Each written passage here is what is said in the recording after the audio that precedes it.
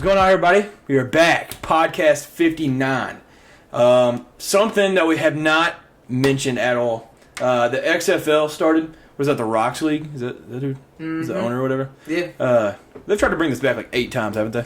Yes. Okay. Well, this time seems to be successful so far, but there was some controversy. So, I don't know if you saw this. The St. Louis Battlehawks played the San Antonio Brahmas. I have no idea what that's supposed to be, but so St. Louis. I don't think anybody's too sure what that's supposed to be. I don't think so. Yeah, Battlehawks, cool name. So St. Louis was down 15-3 with 1:30 left. They go down, score, and then instead of a 2-point conversion, they just go for a 3-point conversion, which is where you go from the 10. So They get that. Then it's 15-12. So then you can either elect to onside it, or you can try one play on 4th and 15. And if you get it, you get the ball back. If you don't get it, obviously they get the ball. Right. They get it back. Then they go down, score another touchdown, 18-15, they win. So in 1:30, they scored 15 points, and the other team didn't touch the ball. So that, I could see where there's be like controversy with that. Yeah. It's XFL. I mean, it's cool though. I like it. I mean, I like the. I think it's something different.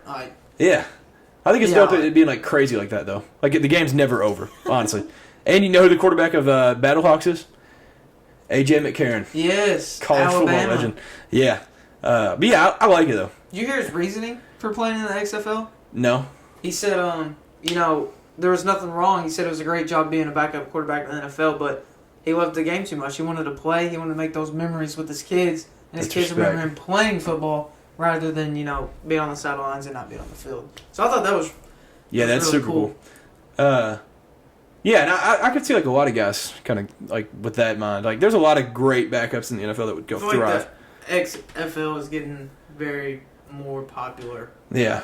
Because of that reason. Yeah, and the way they've scheduled it, because it's going on now, when it's just like college basketball. So, yeah, I think they've done very well with like timing and making it just insane like that. But there's a lot of people that think they should change those rules, but I'm here for it. I'm here for all the craziness. If you don't want them to score 15 in 1:30, just stop them. Play defense. Yeah, just play better defense. If you held them to 3 the whole game, and then they let up 15 defense wins championships. Exactly. Yeah, I like it. I think it's dope. And then MLB, spring training is here, but got some questions for you about the new rules. So, first of all, what do you think of the like the shift management type thing, like where you're not allowed to do shifts in the infield anymore? I hate that personally. I think the rule is you have to have 2 on each side of second base. Right. I think that's the rule. Yeah, you can't shift left or right. I mean, yeah, I'm not a fan. I feel like strategically, like if you want to put all your players like in right field, you're saying, like I feel like you should be able to do that. Yeah, you should be able to do whatever you want, but yeah, I'm not a fan. I don't like the stopping the shift. And MLB, as a hitter, you should be good enough to hit oppo, pull the ball, whatever else, kind of. Because once you get to that level, because in high school, when I played, you start learning how to hit in certain directions of the field, depending on, the defense. But, yeah, I'm not a fan. Yeah, long story short, that's ridiculous. Yeah, and I think part of the rule is, like, you have to have you have to be all in the infield, too. So I don't even think you can, like, play back. That's crazy. Yeah, I think that's ridiculous. But I think it was Christian Yelich was talking about it, and he said he thinks they haven't made like a rule about outfielders so that they can see a world where they would like shift the outfielders and have like maybe like have one play up and have one play like basically and put 2 outfielders basically. Yeah. So yeah, I guess you can do that. They'll probably change that immediately, but I'm sure. And then the next thing, the time clock. So the pitch clock is, I think it's 20 seconds if there's nobody on base. Or no, 15 if it's nobody on base, and 20 if there is somebody on base. Huge. I think that's more of an impact than the shift rule, honestly. Yeah, do you like that rule? You like the whole timing? One, I feel like both of these rules are because of complainers.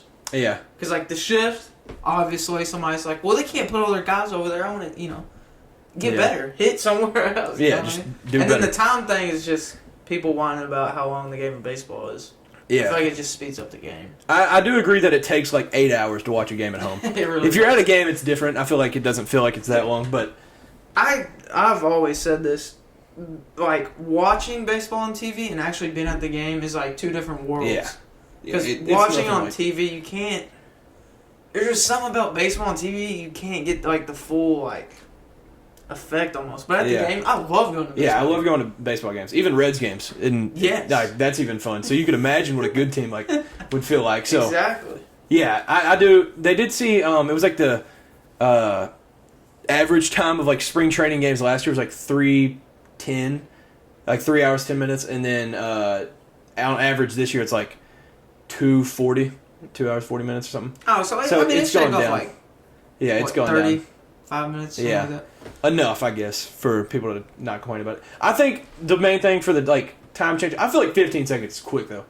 You know, like pitchers' routines are like, I feel like that's a quick turnaround, but I mean, I think it's good because you'll see in between each like at bat they step over, readjust it, and like they'll fix the thing on their ankle, like they'll do like literally anything to extend the time. So I think it's like annoying. Didn't somebody lose a game because of time? Yeah, I saw that on social. Yeah, like a week ago, or it might have been like this week. Somebody lost because they didn't step back in the batter's box. Yeah, so they called strike 3 on them. It ended in a tie. Yeah, that's crazy. That should not happen. That one is where I should draw. Like that's you got to draw the line there. He started walking to first, like he got walked or something, or he balked or something. Yeah, but no, they called strike 3 on him. He took too long. That's ridiculous. But I think the change is good because there's gonna be people that have like always been like, dude, baseball takes forever. That'll get into it now. So, I think it's just all that nonsense in between each hit, in between each pitch. Like they're just fixing every little thing, like doing anything but playing baseball. So I think it's good for that. The shift rule, I don't completely understand. I just don't see a reason to not have it. But yeah, that's really the two main rules. They changed some other minor stuff, but yeah. One thing about the time thing is baseball is such a precise game. I'm starting to feel like I think the time change. Like I said, it's such a precise game. Sometimes players need the extra time because you gotta make sure everything's right when you're hitting, pitching, Yeah. So the time change is it's crazy. Yeah. There was also something about pickoffs. Like you can only do like one or two or something. Like there was like a limit for like per runner. So I thought that was that seems really random to want to change. But that is random. Yeah, I don't see like where they felt the need for that. But all the rules are just to speed up the game. Yeah. So I don't hate it necessarily because they're gonna get outsiders into baseball. I feel like so. Yeah. So college basketball drama that we haven't got to. This was February 21st. I think it was last Tuesday. So Brandon Miller, a lot of people know he'll probably be a top 10 pick. If not, I think he'll be lottery. He should be. I don't know if we talked about it on here, but the shooting at Alabama, the Alabama basketball player shot I don't know if she was a student, but a lower 20s lady. That was January, I think. But it came out last Tuesday that Brandon Miller was the one that brought the gun to that guy. So, first of all, what's your initial reaction when they say he's the one that brought the gun? What do you think should happen to him? While all this is under investigation, I think no ball should be played. Yeah. In my opinion. And just while the investigation's going on, because I believe innocent until proven guilty. Have a little evidence. I think they need to look into it. In the meantime, I don't think he should be able to play. I mean, this is serious. And he played that night, the night it came out. He played that night. Yeah. Yes. And part of the reason was he drove somebody's car that had the gun in it, and then they were like, what if Brandon Miller didn't know? And then they came out with the text that said the heat is in the hat, and then he said there's one in the head, talking about, obviously, a bullet in the chamber. So that adds up. I mean, that shows it all right there. But there was also a rumor that he helped block the car in that the lady was in, which that could be a whole nother story if that's true. Like, yeah. I don't think they've came out and been like, yeah, it didn't happen or it did happen. But if he blocked that lady's car in that got shot, that's a whole nother I forget what it's called, but it's like assisted and murder. Yeah, assisted. Yeah. So Yeah, I think it's crazy though. I agree. He shouldn't have played, especially that night. But then he played Saturday too. You hate to take like sports away from him, especially like a guy that's does very well on the court. But when it comes to this stuff, like this is life. This is serious. Yeah, that's somebody's life. So. Yeah. But then Nate Oates, he said, "We knew about that. Can't control everything players do outside of practice. Brandon won't be in any trouble. Wrong spot at the wrong time." That's probably the worst thing he could have said in that situation. Like, I feel like what? So that was the night of. They did an interview, and I feel like in that, if I was Nate Oates there, I would say, "This is a horrible situation. We're gonna get it figured out. I have no other words to say at the time." Or something. Yeah, or I would say want to figure stuff out. No comment or something. Like, you don't. Yeah, you don't say wrong spot at the wrong time. You don't accidentally get in a car, pull somebody's gun to them, knowing that it's in there. That's not wrong spot at the wrong time. Yeah, and somebody made the point, it wasn't the wrong spot until he got there. So it's not that it's a wrong spot at the wrong time. He made the spot the wrong spot. But yes. The fact that he said Brandon won't be in any trouble, can't control what they do outside of practice. I mean, I guess, you can have an influence. Yeah, I guess. Sure. Yeah, at least there's no murders at practice. But, like, I don't know. I feel like that's a bad thing to say. Especially saying that he knew about it, that he brought the gun. Yeah, that's crazy to me. And the other day, so what happened Saturday, they played Arkansas at home. And I don't know if you saw it, his handshake was, obviously there's a guy at the end of the handshake line, and he went up to him and then patted him down, like, down the side, and then that's probably the worst handshake that you could have had. But Nate Oates also said that's been going on all year. I'm not paying attention to that. So he's lost himself a job at many schools. Yeah. But just by the way he's dealt with this situation. But yeah, like we said, he played that night at South Carolina. He scored 41 points, and they won in overtime. So, I mean, it seems as if he was not disturbed by any of this. But the way he played. Yeah, somehow. Yeah. But or maybe he's playing like that because it might be his last. Yeah, it might be one of his last few games, but who knows? Yeah, I think the handshake was a bad move. You might want to change that. Yeah, that's not a good look. Yeah, that's like the only handshake you can't do. Maybe a gun. I don't know, but yeah, that's pretty bad. Social media acted up about that. Mm-hmm. So yeah, continuing into college basketball. My team, Kentucky, we now have 5 quad 1 wins. I think it might be 6 now because of Michigan winning the other day against Wisconsin. And so for people that don't know, a quad 1 win is beating somebody at home that's top 30, beating somebody neutral site that's top 50, or winning on the road at a top 75 team. So it's basically just whatever the toughest games are. So having 5 quad 1 wins is a very good thing. I would say, obviously all the Big 12 teams have a lot because they would have just played quad 1 games every night. But out of the SEC, it's probably like us, Tennessee, and Alabama that have some of the most. Arkansas. But yeah, so with that Michigan game the other day, Hunter Dickinson hit heave. But yeah, it helped us out because we beat them in London, and now they're top 50. So it helps us out. But yeah, so we played Tennessee. We talked about this on the last pod. It was about to happen that weekend. The Cats won 66-54. But the thing that I took away from it was our best defensive performance in the first half because it was the lowest points y'all had scored in the first half all season, which I found very interesting. It was indeed. And then it was crazy because we held Vescovy to 0 at half. And then he came out and he was like, all right, I'll just get all the points back that y'all held me from. And he ended up scoring with 17 all in the second half. When, your leading scorer or your go-to guy has 0 points in a half, odds to win the game ain't great unless somebody else stepped up. But we've been on this spell of not being able to hit shots for a while. Yeah. And so that showed playing against the Cats at Rupp and at Rupp. So that just made it even worse. At Rupp is a game that you got to play. It's got to be clicking on all cylinders for sure. But that was the first time that either team, Tennessee or Kentucky, has swept the series since 2012. We swept the Tennessee series that year. Because in 2015, obviously we went undefeated, but we only played y'all once. So, yeah, that's wild, though. 2012. But maybe that's a good hint because, we won the national championship that year. So then we went to Florida, which was a tough game, but they didn't have Colin Castleton. And we got the dub 82-74. And then we came back home this past Saturday versus Auburn, won 86-54.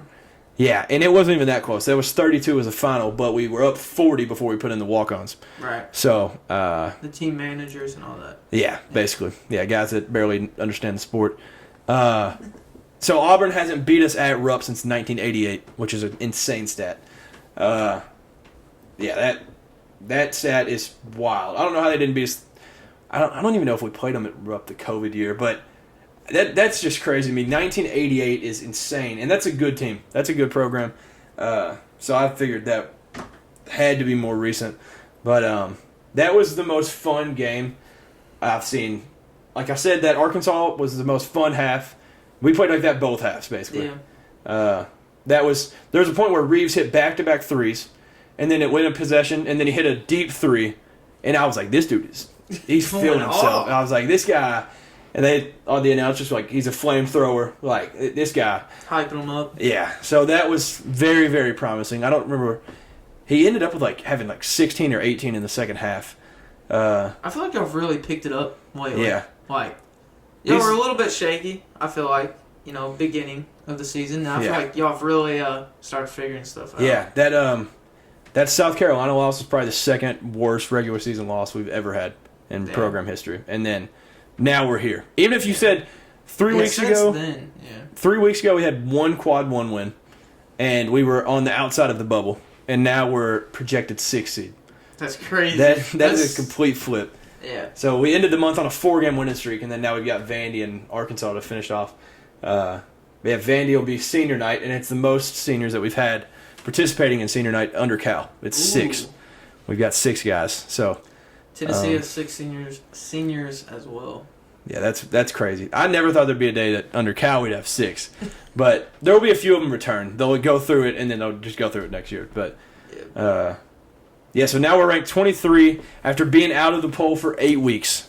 Like you said, the struggle, we were struggling bad for a while. Bouncing back. And, we're getting hot at the right time. And Sister Jean, did you see that she picked the Cats to win it all? Really? Yeah. I did not see that. That's awesome. 104 years old, and they asked her who she thinks is going to win. She said, going with the Cats. She said BBN, basically. But we're projected as a 6th seed in the Louisville region. I'll try to throw up a picture of that graphic. That bracket I would take immediately because the 1 seed was Alabama, I think. Still? Yeah, so the 1 was Alabama, the 2 was Texas, the 3 was Marquette, and the 4 was Indiana. So our path to the Final Four would essentially be Wisconsin in the first round, Marquette in the second round, Duke or Texas in the third, and then Bama in the Elite Eight. Yeah. I'm taking that Duke immediately. and y'all in the third round. Dude, Sweet 16 matchup with Duke would be wild. Because y'all have never played them in the tournament, right? No, we have. We have. But it's been a long time. Yeah. We played them in the 78 championship. We played them in 94 or 92. I think we played them 96. So it's been since then. Yeah, it's been a while. I don't think we haven't done it in my life. I don't think. I was about to say because as long as I've been alive, I never remember y'all playing Duke. Yeah, we played UNC, but Duke in the tournament hasn't really happened. So I would definitely take that bracket in a heartbeat. But I'm hyped. And honestly, at this point, we have Vandy and Arkansas. If we just go 1-1, we'll probably end up with a 5 seed. I would predict.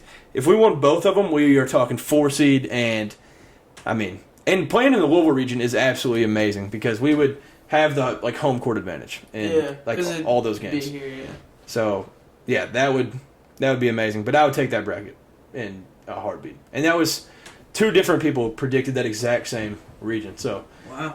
That's what it's looking like. If it ended today, that's what it would be. So a little Tennessee basketball. We're now ranked 12th. Projected as a 3 seed in the New York region. Yeah, here, let me see who y'all's 1 is. The 1 is Purdue. Yep. Y'all could beat them.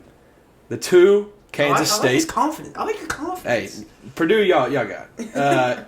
2, Kansas State. They're good. but I think y'all would match up very well. And then y'all are the 3. UConn's your 4. I think y'all got a solid region, though. Yeah. Some good teams. Yeah. But there's not, like, any teams where you're like, yeah, we can't. Like, no chance. Yeah. Like, UConn, they've got a good big, like Bonoko, or I can't even remember his name. But, and then, obviously, Purdue's got Zach Edey. But outside of him, I think Plavsic is getting that guy rattled up. Yeah. Because Zach Edey is, I don't know. When he's played good defenses, he's done well in some, struggling in some. But I think it's like since like late November or something, their best win is like Michigan by 1 point. Like they got swept by Indiana. But yeah, I think y'all would be solid in that region. Yeah, I hope so. We just gotta play our game. Yeah. Play good defense. Go down, hit threes. Like, yeah, y'all gotta hold them to like. We just gotta be like, if we struggle shooting, our defense can only do so much. You know what I mean? Yeah. I think that just showed the games, this little stretch that we've had. Losing those games, we just shots weren't falling. We were just because most of this year y'all were up to like top 5 the whole year, and y'all were hitting shots, holding teams to like 50, and so if y'all get back to that, y'all be fine. Yeah. So we fought the Cats, and then we go to number 25 Texas A&M and lose another close game, 68-63. That's a good team. That's a really good team. That's the second best team in the SEC right now. So yeah, a good team and no sweat. Josiah Jordan James, he was out, and then Julian Phillips was also out. So I mean, it is what it is. It sure didn't help us, but it didn't hurt us too much. Yeah. So we ended up going to South Carolina, and we got a big dub, a well-needed dub after a little losing streak. We won 85-45. Yeah, I don't know what y'all have against South Carolina, but y'all won by like it's twice. 40. It's been like this exact score twice. Yeah, y'all won by 41 or 42 the first time, and then 40 this time. It just goes back to football. Yeah, it's Tennessee's page, we posted, the score at the end of this game, and we tagged Hendon Hooker. Like, the caption was just at Hendon Hooker. Yeah. So that was funny. Yeah, I mean, they gotta hurt the quarterback, so you gotta get the lick back for him. Yep. Y'all, safe to say y'all did, because winning by like 80 between the two is ridiculous. Yeah. I think y'all just got some like little beef that nobody knows about with South Carolina. But with North Carolina, it's looking a lot better now. But if UNC did not make the tournament this year, they would be the first team ever to be ranked preseason number 1 and not make the tournament, which would be crazy. I think I said it on here. I was never a believer in them being number 1. I thought they would be good. I didn't think they'd be like struggling to make the tournament. But then they won at Notre Dame, and then they beat number 6 Virginia at home, and then they beat Florida State last night on the road. So I think they're in the first 4 out right now, but I think they'll be fine. They still play Duke, so if they beat Duke, they play them in Chapel Hill too. So I think if they beat Duke, they'll be safely in. Beat Duke. Yeah. So that'll be a quad 1 win for them. But that would be wild if they didn't make it. Yeah. So we haven't talked about it yet. NBA All-Star Weekend.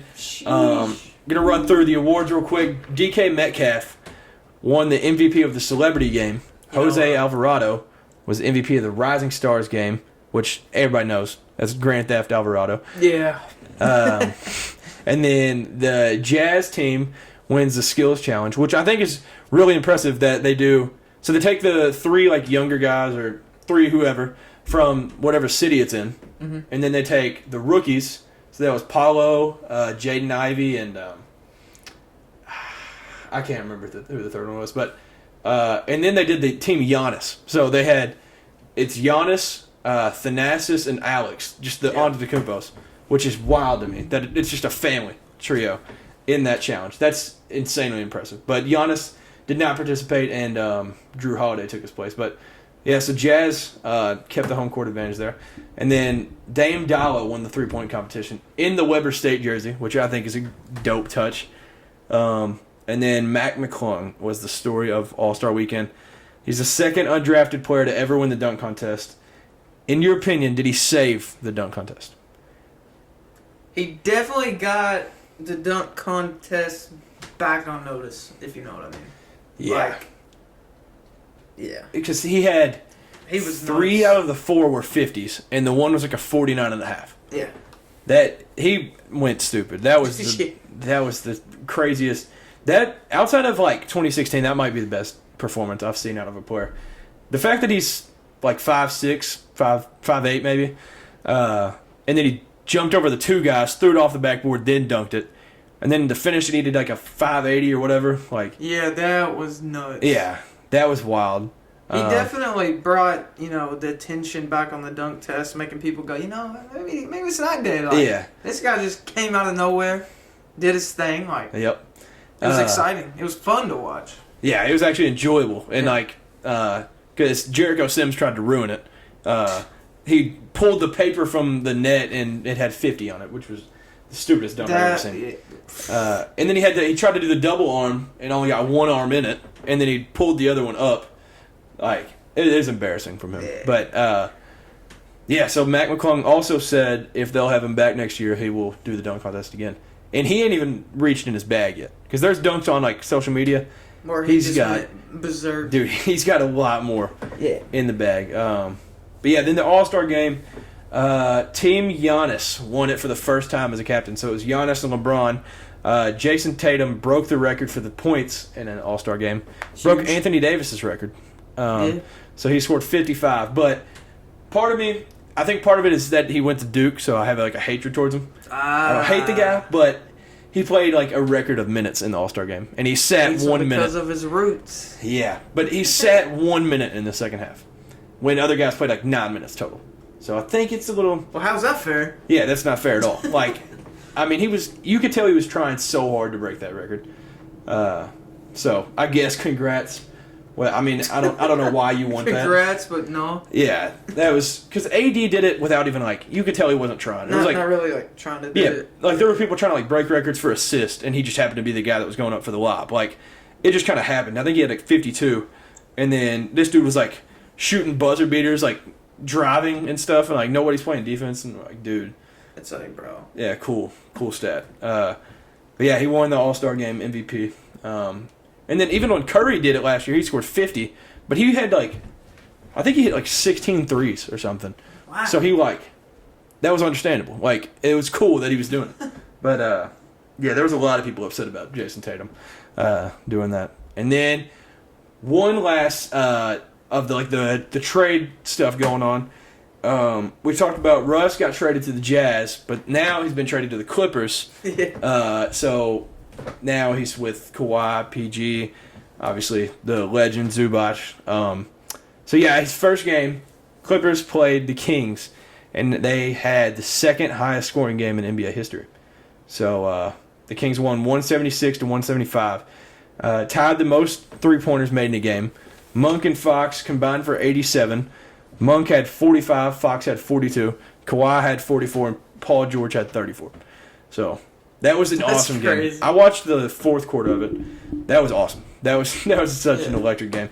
Because I looked at the score and I was like, I think it was like halftime. I was like, oh wow, that's a lot of points. I was like, no way they keep going at this rate. And then I think we were gone, man. I don't know.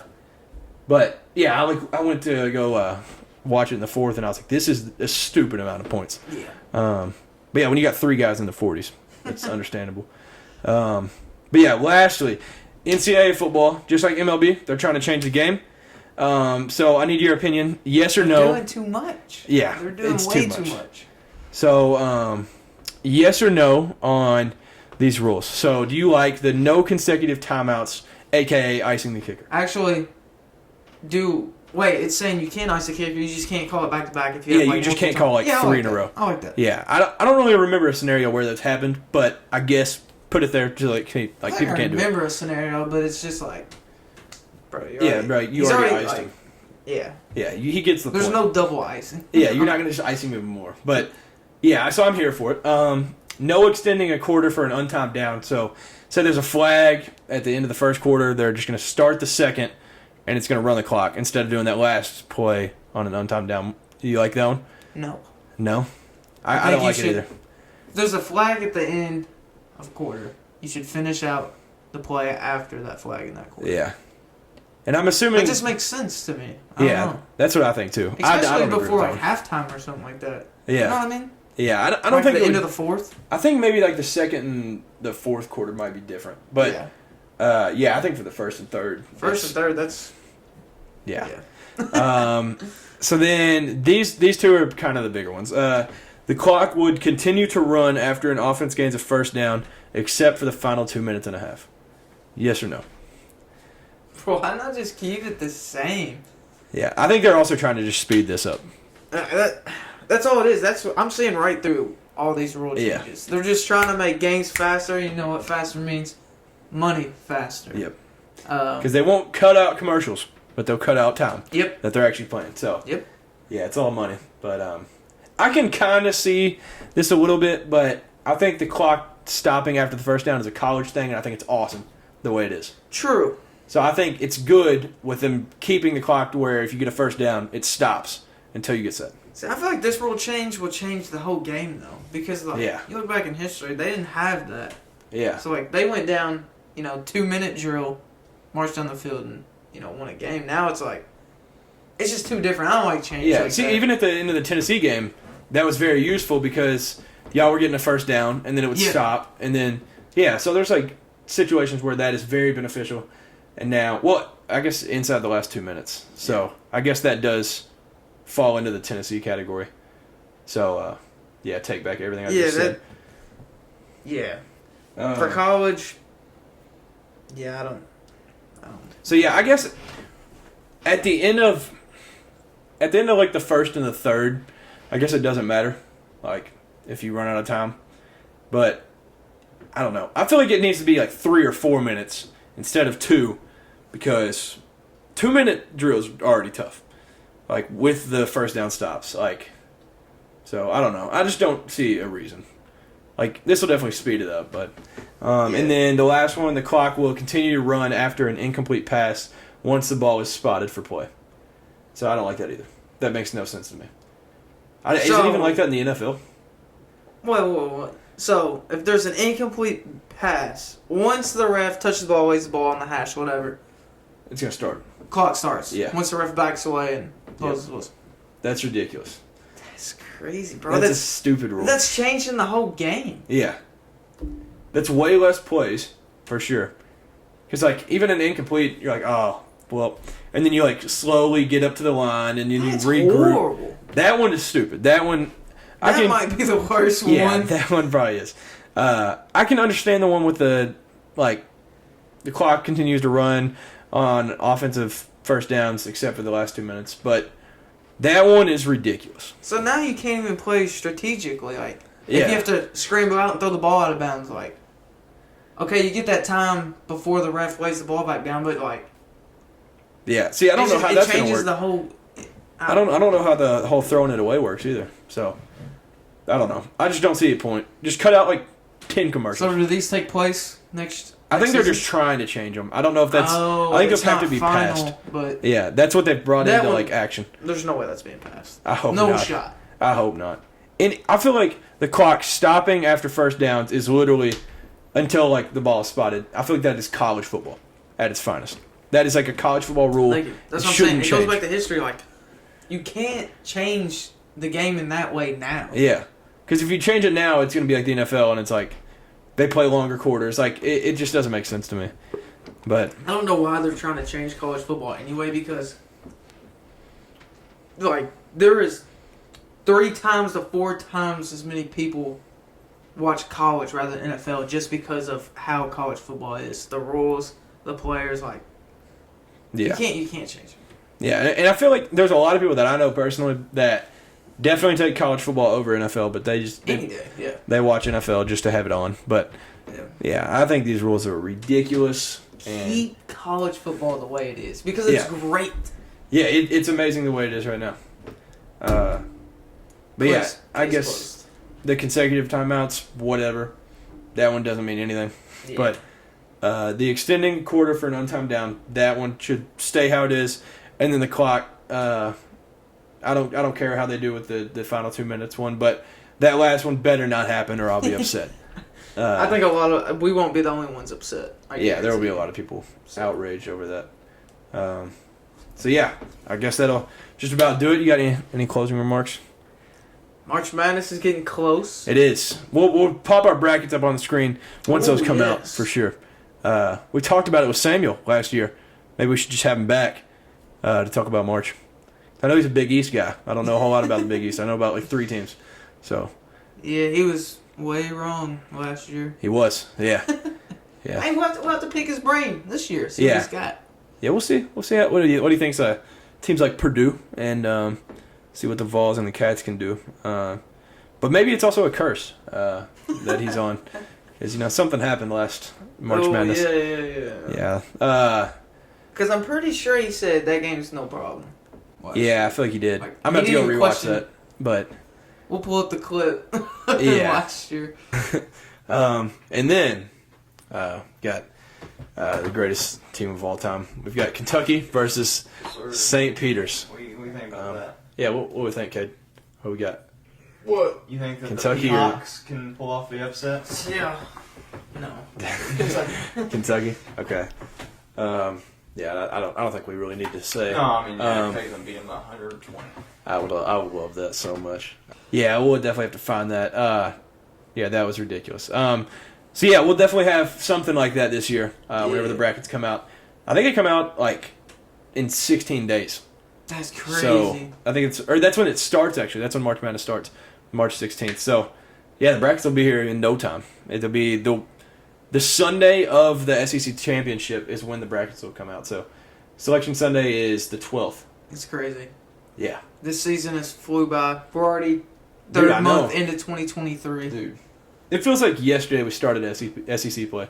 Now we've got 2 games left. Yep. Man. I remember our podcast when SEC play started. Yeah, we getting into SEC play. Yeah. Feels like yesterday. Yeah. And it also just feels like the season started yesterday to me. Yeah. Because I was like talking about like us going to Indianapolis for the game and like it don't even feel like the seniors are almost done. Dude, like you said, it don't even feel like the season has been going on that long, but yeah. It's wrapping up to be a great one. Yeah, I'm hyped for March. So yeah, thank you all for tuning in to another episode. Comment below who you think should be the 1 seeds in March Madness because that's been the controversial topic. Yeah. Like you said, still Alabama. Yeah, that's what a lot of people think, and Purdue. Yeah, I think Houston's a lock. But yeah, let us know who you think should not and should be 1 seeds. And y'all have a great rest of the week. Be safe. Thank you. Peace. Sir. Peace.